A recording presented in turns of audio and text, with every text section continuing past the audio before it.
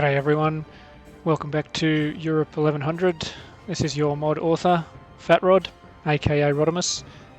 In this video I'm going to take you through a couple of gameplay tips on how to get started with the mod. I guarantee even for seasoned players there will be a couple of things you haven't seen before.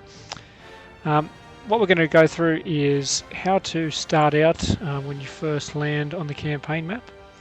How to make money, different things such as tournaments, looting, trading, and also smithing.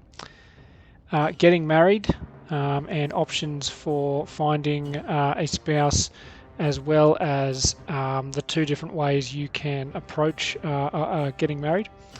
And the final piece on this video will be capturing a settlement, different mechanics you can use to your advantage, and how you might go about it.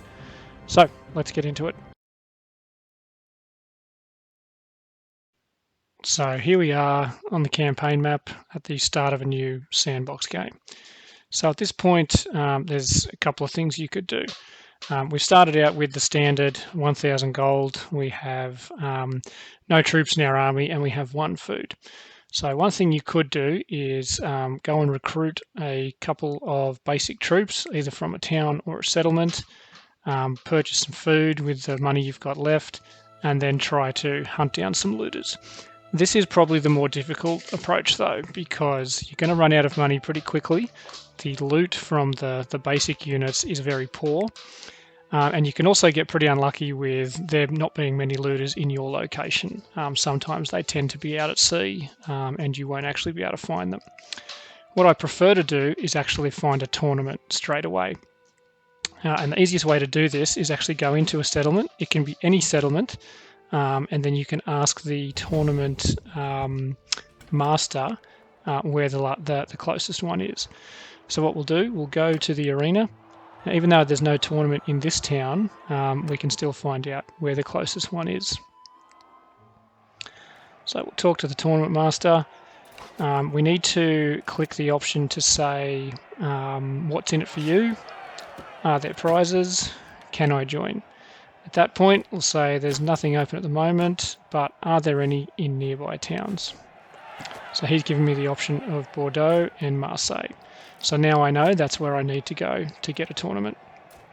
At the very start of the game, or as soon as you load up the map, there will be tournaments generated. That will change within about a week or so, either with tournaments completing and new ones starting, or just new ones being spun up. So if there's none in a reasonable distance to you, you can actually just wait in the settlement, and some new ones will start to appear. But I'm okay with travelling down here to Bordeaux, or either Marseille. So I'll go ahead and do that, dodging some looters along the way. So here we are. We've arrived at Bordeaux. And if we go into the arena, here is the tournament that we were expecting. Of course, I also saved my starting 1,000 dinars, which I'm intending to bet all of that. And then the combination of both the items I win and the money that I had bet, I should be left with close to about 3,000 dinars. And it's still only the second day. When I hit join tournament, 2 things to call out here. One is that you'll notice it tells you the type of tournament, so this will be a melee group fight. It also says there's 1 lord here with renowned fighting skills. The amount of lords in the settlement is what dictates what the reward is, and the more lords there are, the better the rewards will be. So I can actually wait for some other lords to join, and that will drastically improve the type of rewards that we get. Okay, so here we go, William V and William IX, that looks like. Let's go into the arena again. Okay, at least one of them has joined the tournament, and we can see that has now changed what the reward is. So you could play with this a little bit. The trick is you don't want to wait too long, and the tournament actually goes ahead without you, and you don't get anything. But yeah, good to know that mechanic exists. If there's 3, 4, 5 lords in there, that's when you'll start to get things like, a male chess piece, and ideally a noble horse. They are the best items you can get, and they'll sell for anywhere from 9,000 to 15,000 dinars, which is a great way to get started early in the game. So we're going to go ahead and join this tournament now. And like I said, I'm planning to bet my full amount of money that I have at the moment to maximise my winnings. So let's try and help our melee guy here. There we go. Now it's a 2-on-1.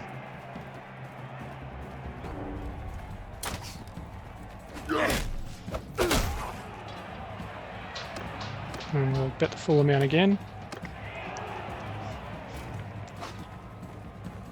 Same combo, I don't mind this one. Crossbow and melee.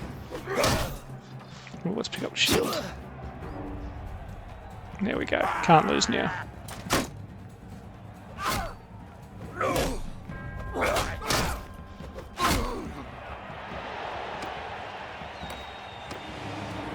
Wow, okay. 3 in a row. Let's try and time this right. Oh, missed. Ah, good on you, mate. Making up for my mistakes. Alright, last round. What do you reckon? Probably a bill fight. Oh no, cavalry. Beautiful. That's how it's done. Alright, so of course we get some renown, we get our laced coif, and our earnings from bets. That also includes the money we laid down initially, so... Okay, so if I now wanted to actually sell that as well, I'd be looking at about 3,000 dinars, which is a pretty good start. But since I'm going to need a decent helmet, I'll probably keep that one. Now, at this point, we can actually go back into the arena again and find out where the next tournament is. And I'll probably do this a couple of times, maybe till I get up to the, let's say 5,000-6,000 dinars, and then I'll turn my attention to something else, like looting or even smithing. So, once again, any tournaments in nearby towns, we've still got that one in Marseille, otherwise I've got to go down to Alga. Just note, though, that because this tournament just ended, if I wait a little while, another, only a day or two, another one will spawn in the general area. So I'll probably head over to Marseille. By the time I finish that one, there's probably going to be something else in the France region.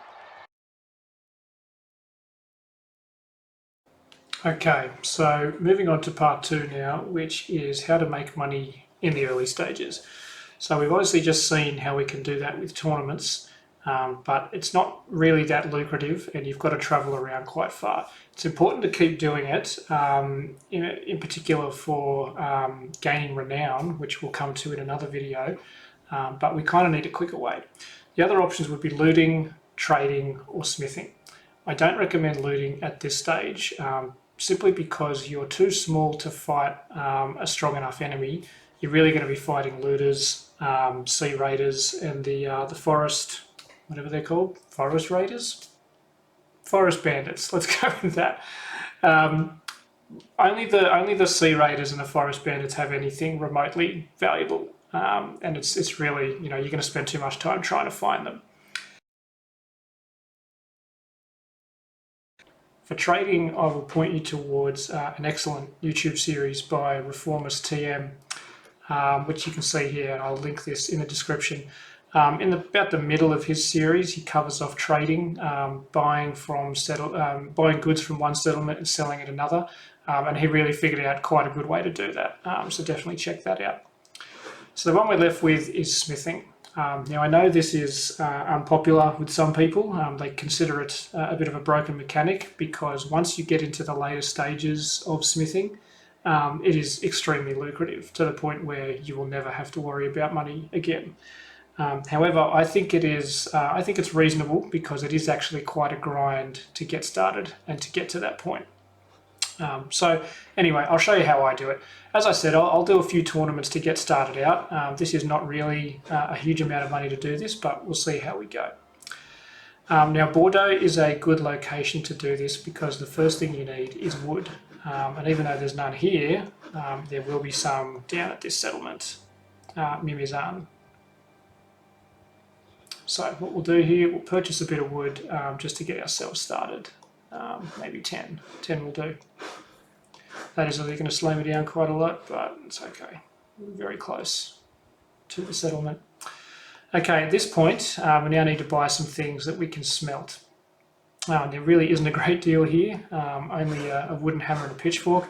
Basically what you're looking for is wooden hammers, blacksmith hammers, pitchforks, iron pitchforks, and hatchets, because each of those gives you the three basic materials at this stage. It will give you crude iron, wrought iron, and wood, which you'll need to make charcoal.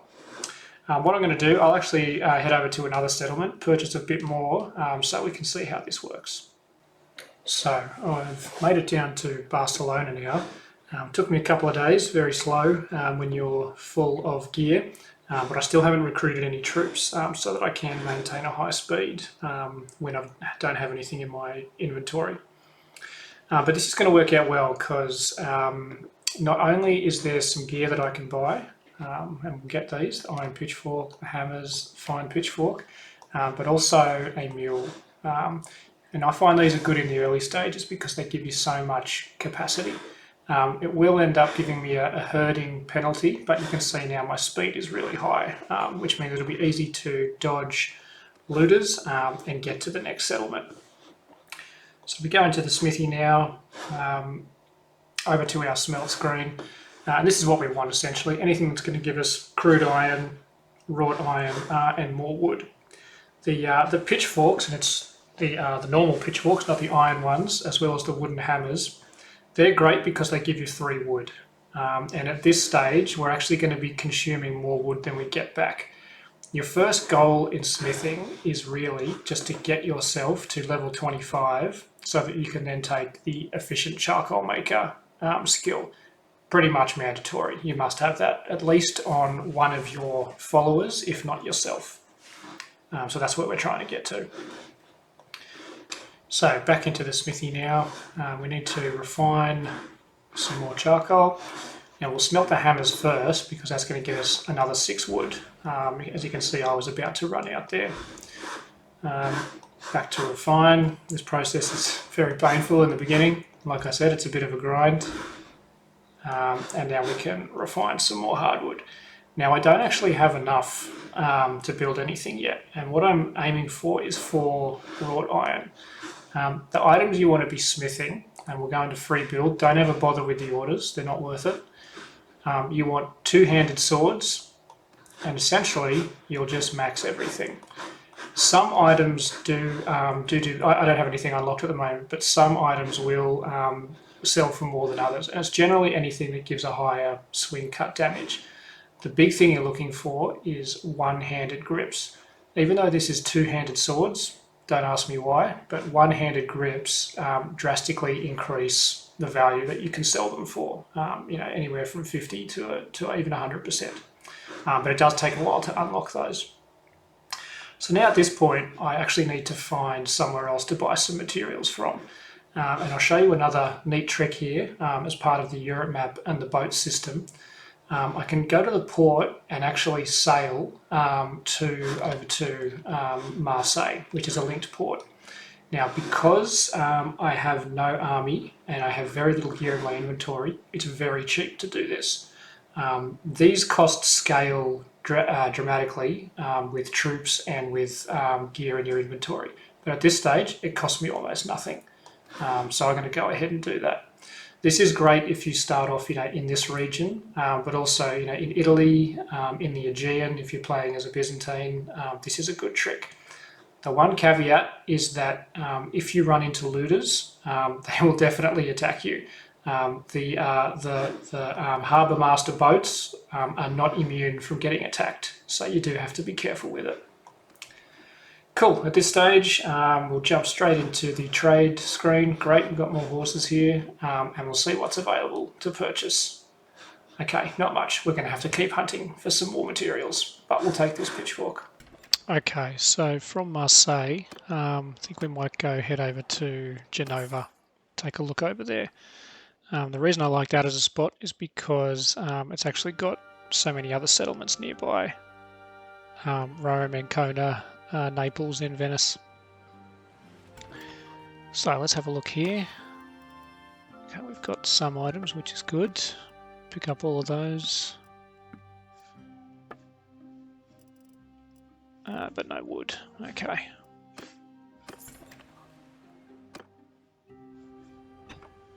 So pretty much always smelting the pitchforks and the blacksmith hammers first to get some wood back. Okay, that's not bad. Still no wood though.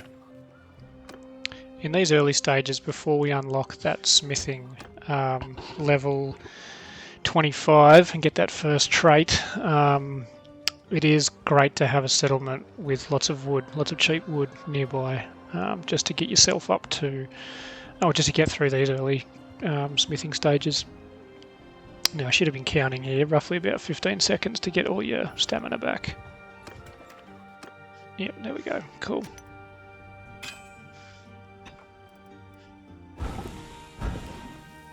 And another wooden hammer. Okay, now these are the ones we really want, the blacksmith hammers and the hatchets, because they will give us the wrought iron. And the items we're trying to create, the two-handed swords, will all require wrought iron. And this will save us having to continue to refine crude iron into wrought iron.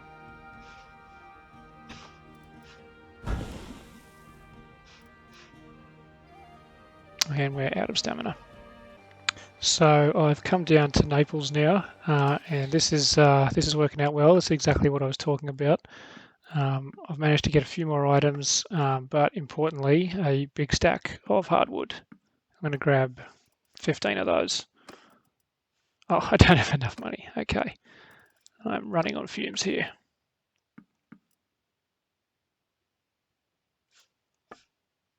Let's try that again. We'll get the hatchet and the hammer and whatever wood we can. Okay. Down to 12 bucks. All comes down to this, folks. Oh, we need to wait as well. So this should work out okay. I think we'll be in a position where we can make at least 2 swords, which should get us back over $1,000, or 1,000 dinars, and then we can move on to the next settlement. Okay.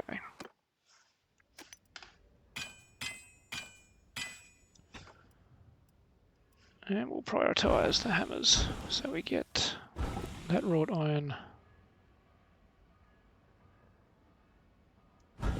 Just watching the wood carefully here. Okay, cool. That's enough for 2 swords.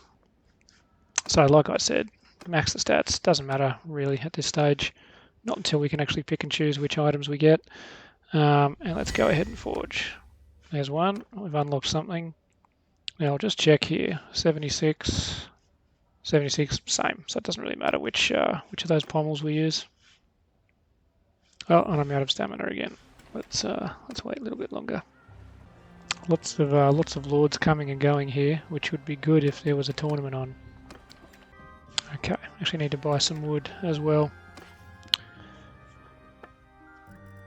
And the wood that was here is gone. Okay.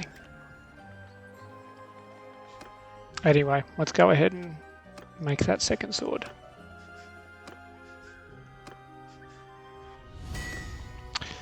So if I had some more wood, I could finish smelting these things, refine some of this crude iron and continue the process. But just to prove my point, here's the 2 swords that I created. Looks like one of those pommels is worth quite a bit more. Sell both of those and I'm back to 1,200 bucks.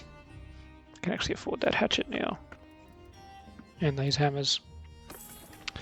So, got 1,000 bucks. And I'm in a position where I can continue the process, but I do need to find some wood. So we'll move on to the next settlement. So I've come up to Ancona now, and this has got a couple of things that are going to help us. They've got some wood, even though it's expensive, but I'll probably buy all of that. and then a couple more of the items that we're looking for, quite a few actually. So this will work out well. Just call out as well, there's a tournament going on here. There's at least 2 lords in there, so with a decent item. If I was doing both tournaments and smithing at the same time, obviously I'd be making money a lot faster. You know, I'd be up around 5,000 dinars already, but I'm really doing this the hard way by just focusing on smithing. But let's go ahead and do this. I should be able to afford all of those. And let's see how many of these weapons we can get. I'll get the wooden hammer first because I want the wood. And the pitchforks. Okay. Can't afford all that. Let's get rid of one of the wooden hammers.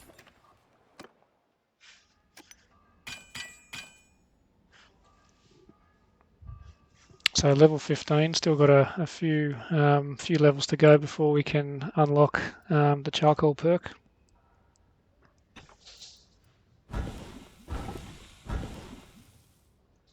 And once again, prioritizing the items that have the most wood. So this is, you really get the sense this is where this can be quite a grind.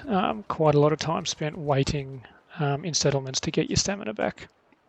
The reason I do this is because I like to go straight for cavalry armies. I don't really like wasting time and money on the militia troops or the peasant troops early in the game because they don't help in capturing a settlement. And I'll explain what I mean in the next part of this video. But we're back here now. Smelt a bit further, get those hammers, and we can now. We've got quite a bit of crude iron we can convert. So I've made my way up to Vienna now, and this actually worked out quite well because this place has a lot of cheap wood, and you know you really need that to get going at this phase. So I've been able to convert quite a bit of my wrought iron now, and I can start to forge some more weapons. I've also unlocked a few more items. This pommel in particular, I know, increases the value. It is actually cheaper as well, which is great. So I can forge 2 of those, need to rest a bit longer. And we can see that one's going for 700 bucks. So at this stage, it won't be too hard to continue the process from here. So I've switched to another account now, just so I can show you what we're aiming for.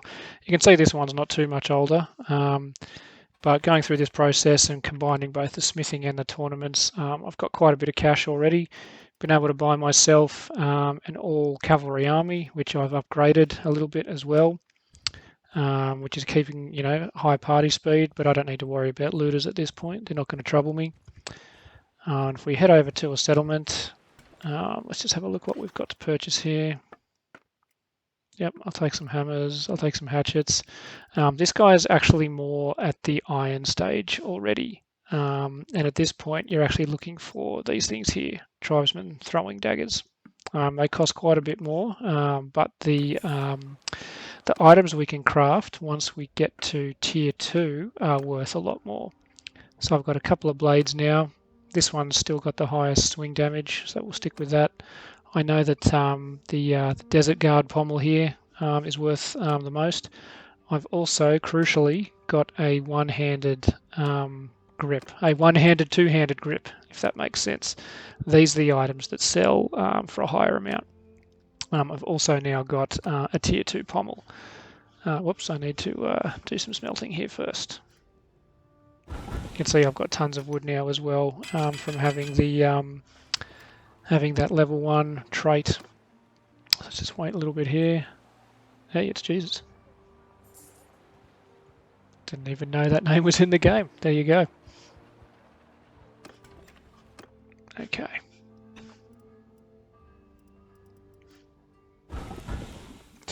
We'll just do this one so we get what we want.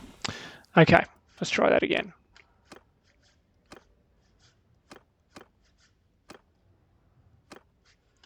Okay, pretty average, but we're not going for looks here.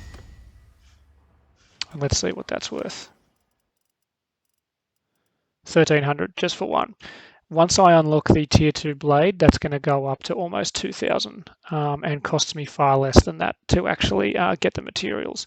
So this is basically how you do smithing. And once you get to all tier 2 items, you'll be making about 2,000 per weapon. Once you get to tier 3, that goes up dramatically. By that point, you're basically rich and you'll never be worrying about money again. But still a bit of a grind to get there.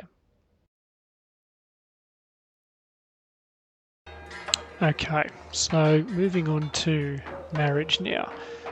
This is a topic that has come up quite a bit on Discord. People often say they are struggling to find single ladies in particular. No one complains about the men. But I just wanted to demonstrate that there are actually quite a few single characters in the game, single female characters. If I jump into the encyclopedia and we filter for females, both nobles and ladies who are not married, and this is the full list here. Now I've got the fog of war turned off, so we can actually see these in the encyclopedia. But if I just scroll through, and you can tell by their hometown, it's a relatively even distribution. France and Germany don't have many, but pretty much everywhere else has at least one or two. The easiest places to find a single female are in Italy, probably followed by the Nordic countries. That's as of the latest update. Cool, okay, so moving on to marriage mechanics themselves. So my example I'm going to use here is Maria of the Lopez. She's the one I'm targeting. She's got pretty good skills, especially as a quartermaster. Bit sadistic, which is not ideal, but she's generous. She's generous and sadistic. I actually happen to know Maria Lopez personally. This is exactly what she's like. But anyway, there's two ways to do this. The easy way and the expensive way is to go straight to the father, in this case Jamie, and you can straight up just ask him. Very well. So I'd say, I'd like an alliance between our families. I'm offering my own hand. He says, yep, we're looking for a marriage for Maria. Very good. And then we go through the barter process, and you can see she's going to cost 16,000, which I actually don't. Well, no, it's going to cost more than 16,000, so I can't actually hit the gift button. So I can't afford this right now. The alternative is to actually go through, is to marry for love instead of for money. This is where you go through the process of talking to your intended spouse, convince them to marry you, and then go through the barter process again. Now, because this takes a bit of save and load, a bit of saves come, I prepared this one earlier. So, give this a moment to load. So this time I've already spoken to Maria. You can see she's she's already overwhelmed just by seeing me. Marcus. I don't have the dialogue anymore because I've already been through it. So this time I'll go straight to Jamie. Friend. Oh look, we're friends now. And I wish to discuss the terms of my marriage with Maria.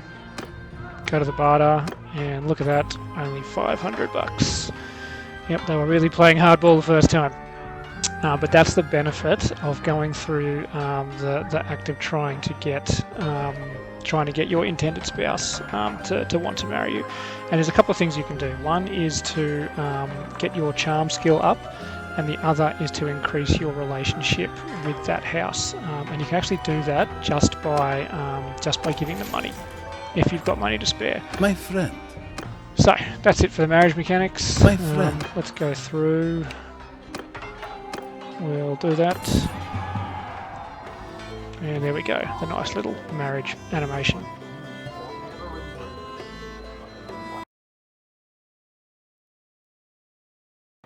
Okay, so moving on now to what I guess I'll call the early mid game, or is it the late early game? I don't know. Both of those make perfect sense to me.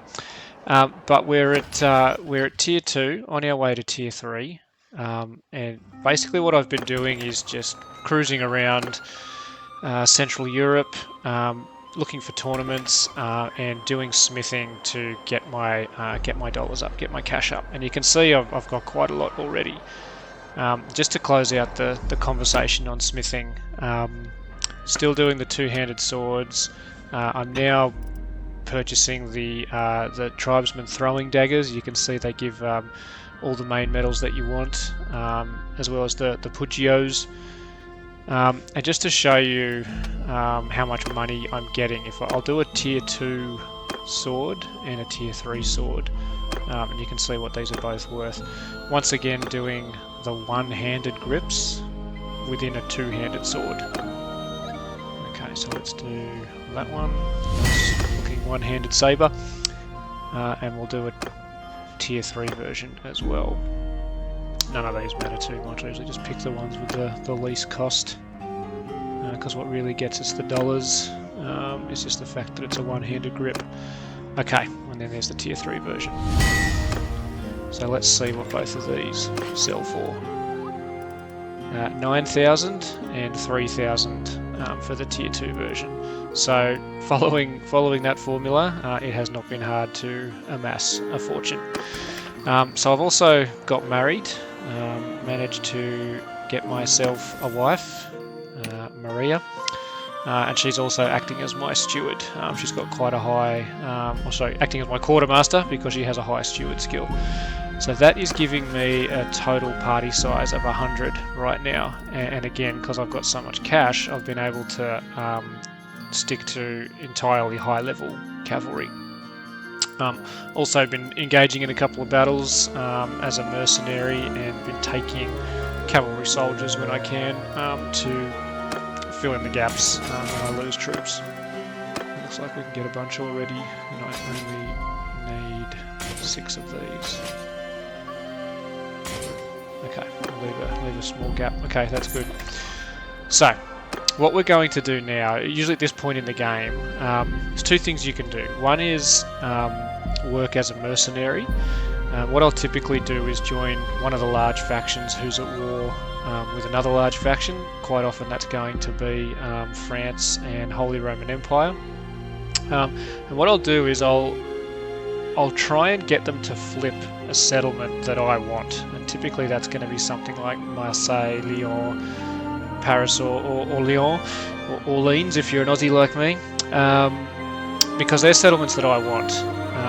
And if it gets taken by the HRE, for example, by the Holy Roman Empire, it's got a very good chance to rebel.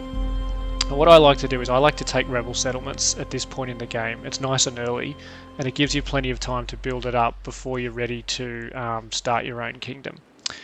Now, in the interest of time, I'm not going to sit around and wait for one of those to pop. Tbilisi, all the way over in present-day Georgia, has just rebelled. So what I'm going to do is teleport over there and show you how we take this settlement. So obviously I've got cheat mode enabled here. That's the settlement position. Let's see if I can walk around. Oops, nope, too far. No, not there. Okay, so I'm stuck in the gate. Let's move down a little bit. Perfect. Okay, so this has worked out well. So the other trick here is you can very easily starve out a garrison. You can see there's 435 defenders. My 100-strong cavalry will easily beat the militia, and we can starve out the garrison, which we'll do by purchasing their food before we declare war on them. The thing that makes it tricky is the parties, and a rebel settlement will always generate 3 parties. And what I will do is I'll wait until most of them have left. If there's one of them left in the settlement, I'm still confident that I can win that battle. But if all 3 of them were in there, it's going to have defenders around 400 or 500. That's going to be too much. So what I want to do is actually fight them when they're outside. Looks like this is going to work out perfectly. Okay, I've got to wait until they fight this other lord here. Okay, so before we fight these guys, we're just going to go into the settlement and purchase all the food, because that will then help us starve out the garrison. Okay, looks like that's all of it. Now we'll just wait for them to finish fighting this lord, Terry. Cool. And now If I'm you going to fight them. please, Stefano. Surrender or die, yield or fight. Let's do this.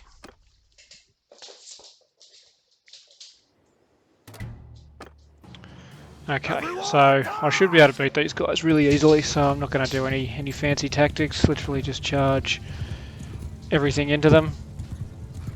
The rebels do spawn with better troops in Europe 1100 than in vanilla, because I've made the party stronger, but they're not going to be any match for my all cavalry army. It's very dark here, so I cannot see that well. Went into the spearman, good job. Let's get off the horse, I can't see what I'm doing.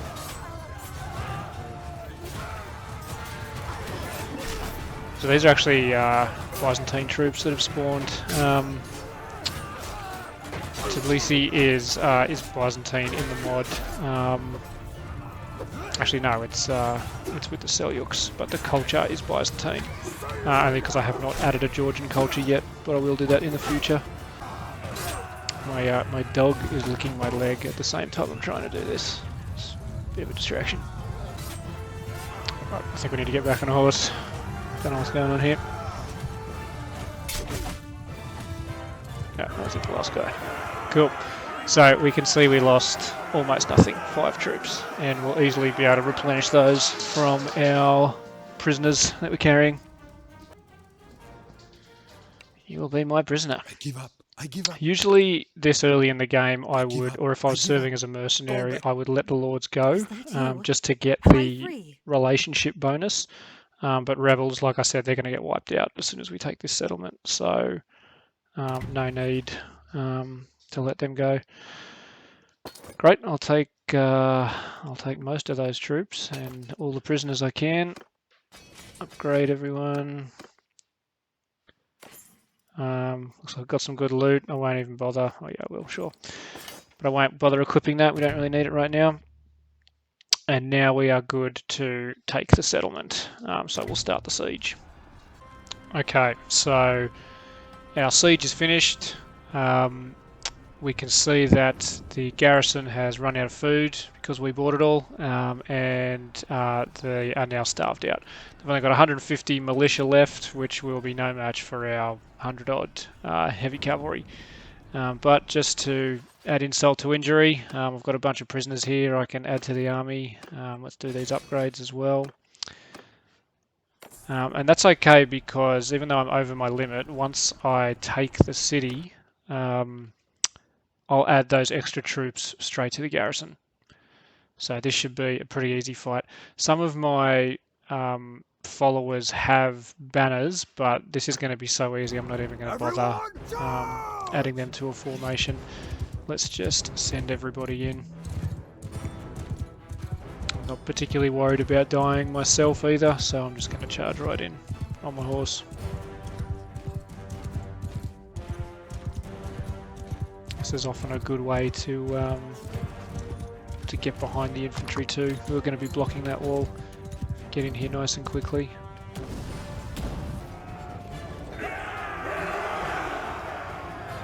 Alright, there we go. All done.